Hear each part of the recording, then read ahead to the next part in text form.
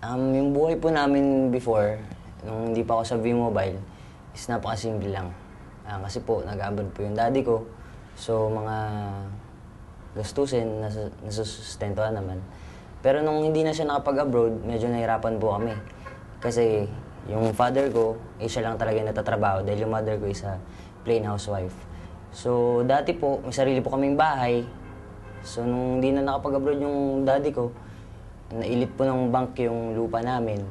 Tapos, nangupahan kami ngayon. Napakalaki pong pagbabago nung sumali po ako sa V-Mobile.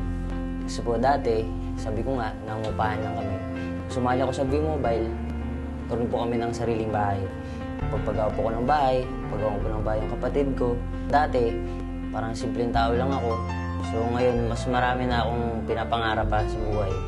Tulad na lang ng makatulong sa iba, makatulong sa kapatid ko, siyempre sa family, sa mga friends, sa mga kamag-anakan. Mabili po ko ng sasakyan, paggawa ko po ng bahay yung mother ko, tsaka yung kapatid ko. Every Christmas, every New Year, nagsasama-sama po kami. Dati po kasi walay-walay kami. So napakalaki po talagang pagbabago. So tapos po, marami po akong napatunayan sa mga friend ko, naniwala sila sa akin, and then nag-join din sila sa V-Mobile. May papayo ko lang, maniwala sila sa business, at syempre maniwala sila sa sarili nila.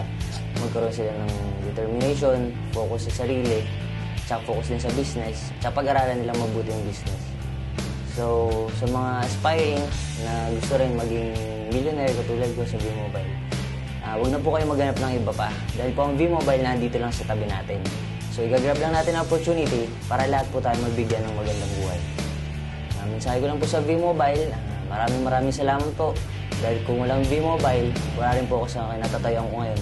Hindi ko po natupad yung mga pangarap ko kung walang V-Mobile. Dahil sa V-Mobile, lahat po ng imposible, naging posible.